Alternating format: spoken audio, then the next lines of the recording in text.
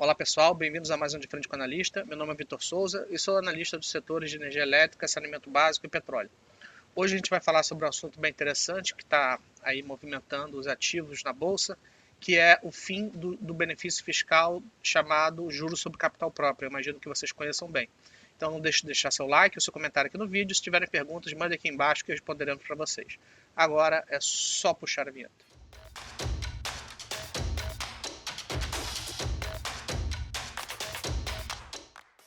Então vamos lá. A gente escreveu aqui um relatório, né, falando sobre a reforma tributária. Não foi só eu que escrevi esse relatório, foi toda a equipe. Né? E como a gente sabe bem, o tema reforma tributária ele está bem nos holofotes. Né? Começou ali com a questão dos impostos sobre o consumo, reduzindo, indo para o IVA, substituindo pelo IVA, etc. E agora a gente está em uma nova etapa, né, que seria aí o fim do juros sobre capital próprio. Isso foi anunciado aí no dia de hoje.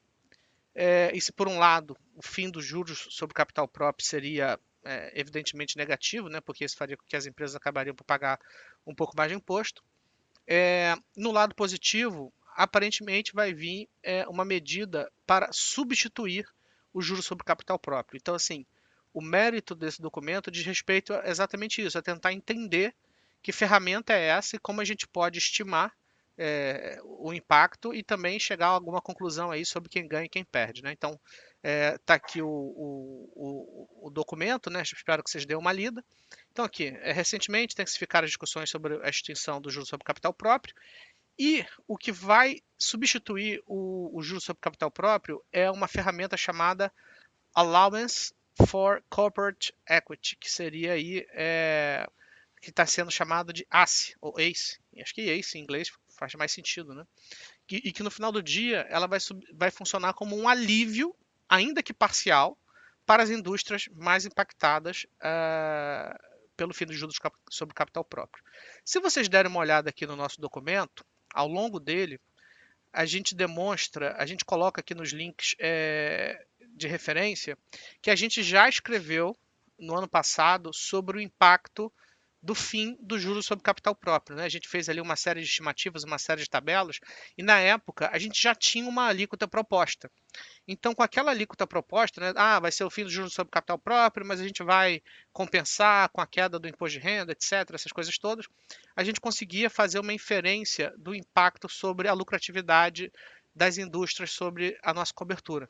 Tá?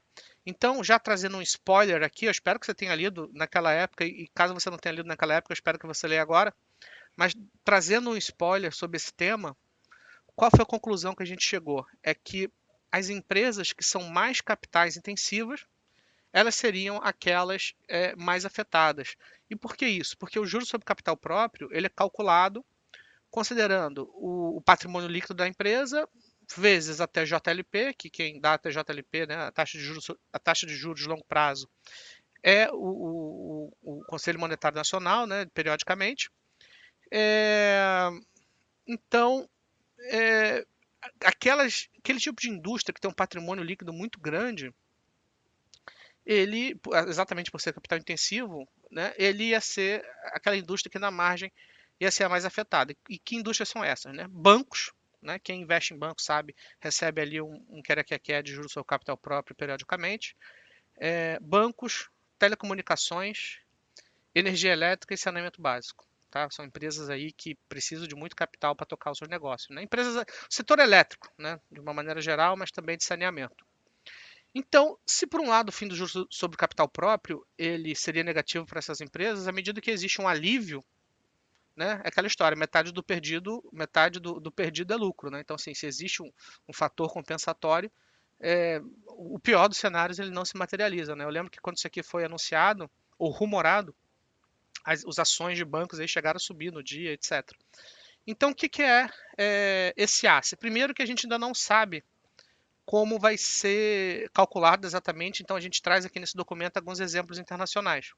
Então, antes de mais nada, ela também vai ser baseado no patrimônio da empresa, mas calma que a gente vai entrar com mais detalhes, e sobre uma taxa que a gente ainda também não sabe qual é.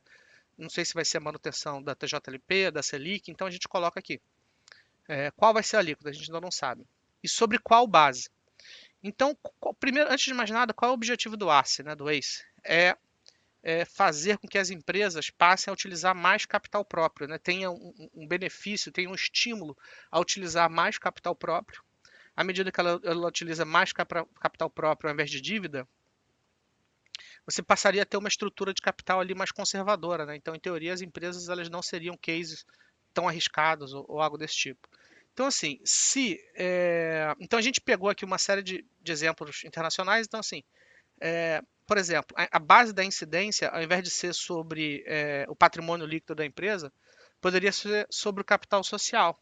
Para quem não sabe, né, tentando entrar ali nos detalhes da contabilidade, o capital social é é um dos pontos que compõe o patrimônio líquido, né? Existem outras contas, dividendos a pagar, lucros acumulados, reservas de capital, ações de tesouraria, coisas assim.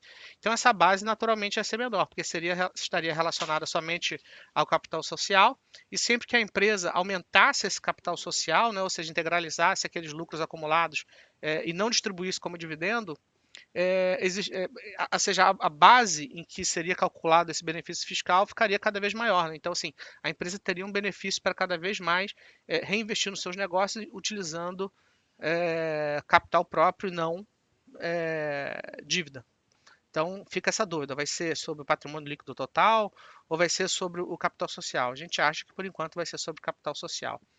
E aqui um outro ponto também: vai ser sobre o capital social novo, a partir da promulgação da lei, ou todo o capital? O JCP ele utiliza todo o patrimônio líquido, né, do ano corrente para fins de cálculo. Então, observando as experiências internacionais, alguns países eles consideram todo o capital social novo a partir da promulgação da lei. Então, é como se esse benefício fiscal fosse partir de uma base zero, e à medida que a empresa fosse reinvestindo nos seus negócios, essa base ia ficando cada vez maior. E aqui um outro ponto também é se muito possivelmente a incidência desse benefício seria entre a variação entre um patrimônio líquido de um ano e outro. Hoje, como eu já comentei, o juros sobre o capital próprio é considerando todo o capital, todo o patrimônio líquido da empresa. Mas e se eles considerassem somente a variação do patrimônio líquido de um ano para o outro? Então, por exemplo, se no ano X o patrimônio é de 1 bilhão e no outro ano é de 1 bilhão e 200, então, assim, essa alíquota incidiria só sobre esse 200, né, que seria o novo capital a ser integralizado no patrimônio líquido da empresa. Claro, a base seria muito menor, né, isso iria precisar de uma série de reinvestimentos ao longo dos anos, né, para ele ser relevante, mas é uma possibilidade, tá? Então, assim, o ACE, o ACE ele é mais ou menos isso.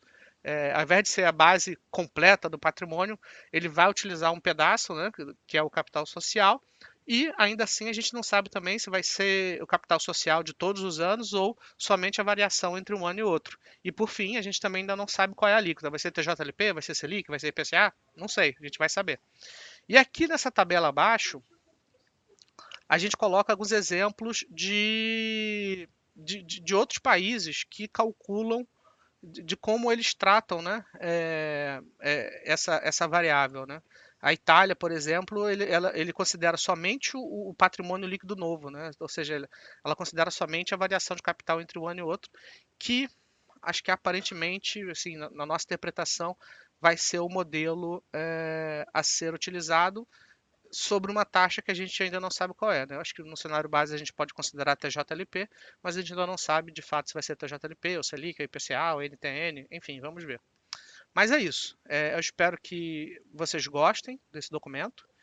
Hoje à noite, no canal do YouTube da Genial, a gente vai ter uma live aí com o nosso chefe, Eduardo Nichil, falando sobre as interpretações é, provisórias, né, em relação a esse novo método aí de benefício fiscal, que com certeza vai ser mais conservador em relação, menos agressivo, digamos assim, em relação ao que era a JCP, mas é aquela história, né? Metade do perdido é lucro, né? Chega alguma coisa aí para compensar algo que antes o mercado estava considerando praticamente zero. Então é isso. Espero que vocês gostem e deixe seu like, deixe seu joinha e até a próxima.